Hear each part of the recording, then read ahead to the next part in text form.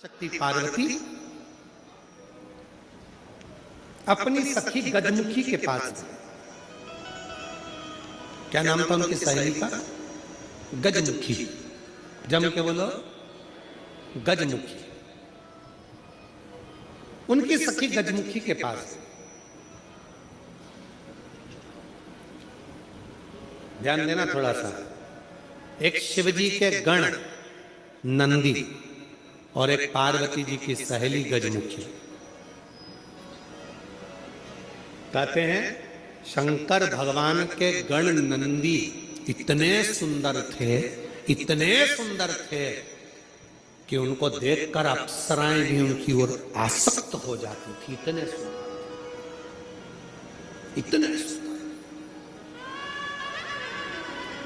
तब बाबा देवादिदेव महादेव की आराधना में नंदी लग गए। शिवजी ने कहा वर मांगो, तुमको क्या चाहिए? तो कहा कि मेरा मुख बदल दो, मुझे ये मनुष्य का चेहरा नहीं चाहिए। क्यों? अगर ये चेहरा रहेगा तो लोग मेरी ओर आसक्त होंगे और मैं आपकी भक्ति नहीं छोड़ना चाहता, इसलिए मुझे ये चेहरा हटाकर आप नंदी का चेहरा लगा दीजिए और मुझे आपका शिष्य बना। दूसरे नंबर पर है माता पार्वती जी की सहेली गजमुखी। इतनी सुंदर जो आज के जमाने में दिन भर इंस्टाग्राम पर और फेसबुक पर और ना जाने कौन कौन से वो सोशल मीडिया पे आप जितनी भी सुंदर कहते हो ना, कितनी सुंदर। ये सब जितनी दुनिया की सुंदरता है पार्वती जी के साथ रहने वाली उनकी सखी गजमुखी के चरणों की धूल के बराबर।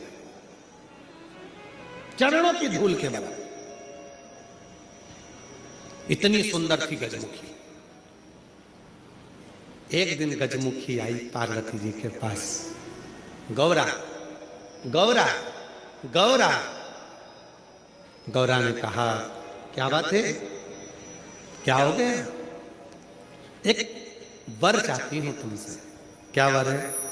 बस मैं चाहती हूं कि जब भी मैं तेरे साथ चलूं पूरी दुनिया की दृष्टि केवल तुझ पर रहे, मुझको कोई ना देखे, ऐसा वर चाहिए।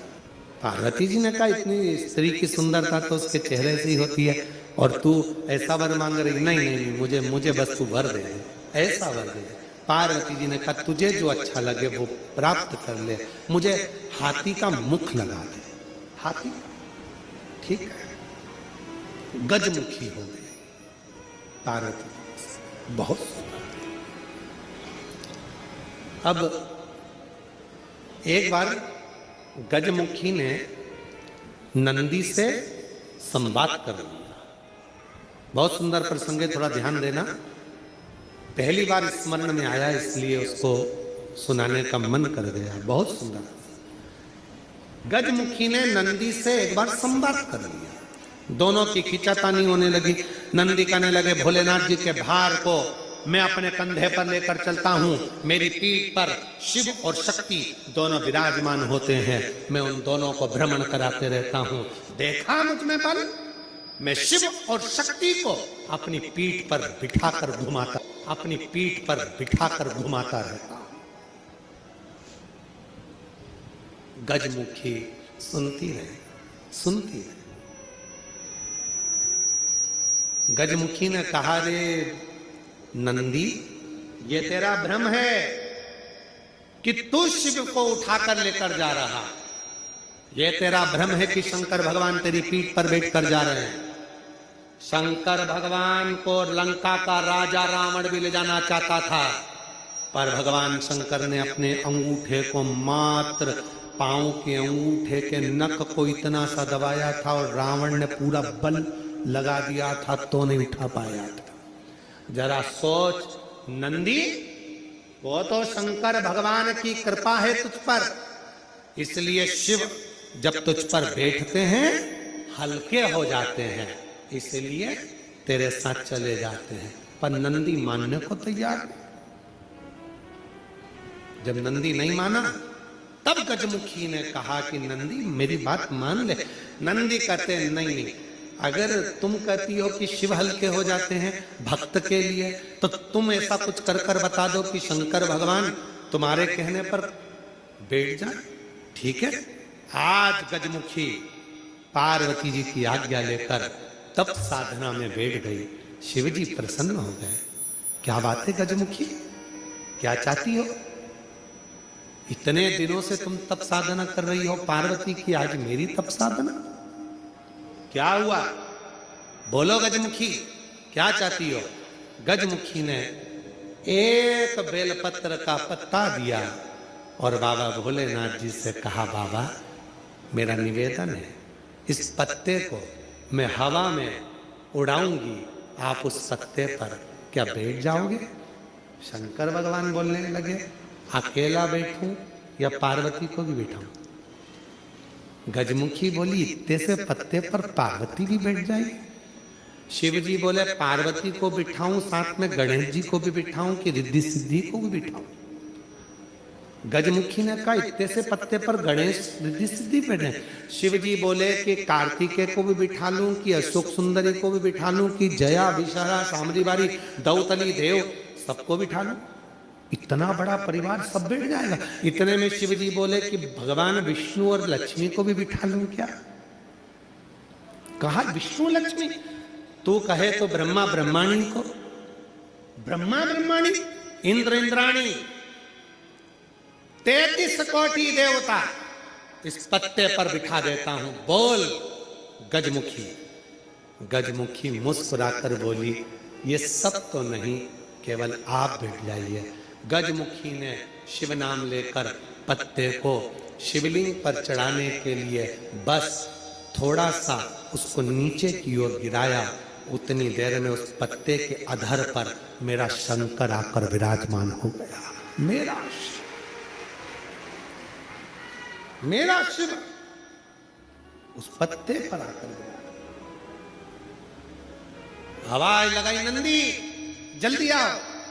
तुम कहते थे मुझ में बल है, मैं शिव को पीठ पर बिठाता हूं।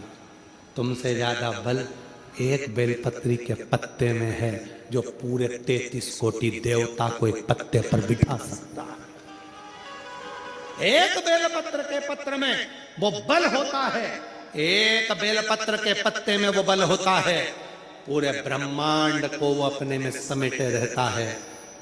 तब भगवान शिव ने प्रसन्न होकर कहा, सुनो गजमुखी, आज मैं प्रसन्न हुआ, तुम्हें वर देता हूं। जब भी पृथ्वी पर मृत्युलोक में कोई पार्थिव शिवलिंग का पूजन करेगा और पार्थिव मिट्टी का जब कोई शिवलिंग बनाएगा, उस शिवलिंग को केवल थाली पर, पाटे पर या लक्कड़ पर नहीं, मेरा बेलपत्र रखकर जब उस पर कोई शिवलिंग का निर्माण करेगा, जो कामना वो चाहेगा उसकी कामना शिव उसी क्षण पूरा कर देगा, उसी क्षण पूरा। आप में से कितने लोग हैं जो पार्थिव लिंग का निर्माण करते हैं? हाथ उठाओ। करते हो सब? वैसे नहीं करते होगे तो सावन में अपन लोग सब मिलकर ही करते हैं। काय में बनाते हो? पात्र में। पात्र के अंदर जब शिवलिंग का निर्माण करते हो तो सबसे पहले नीचे एक बेलपत्र रखते हो? जम के तो बोलो, रखते हो ना? बहुत जरूरी। एक बेलपत्र क्यों? कहते हैं जब हमने शिवलिंग बना लिया, पूजन चालू कर दी, पानी डालना प्रारंभ करा, ये तो मिट्टी है, धीरे धीरे पानी चढ़ते चढ़ते गलने लगती है। जब मिट्टी गलने लगती है, शिवलिंग थोड़ा थोड़ा थोड़ा थोड़ा खंडित होने लगता है। मन में आता है कि हमने शिव जी की पूजन करी, शिवलिंग मिट्टी का था, गल रहा है। शहद चढ़ाने से, दूध चढ़ाने से, जल चढ़ाने से, अभिषेक करने से मिट्टी गलने लगी है, शिवलिंग खंडित होने लगा है। शिव महापुराण की कथा कहती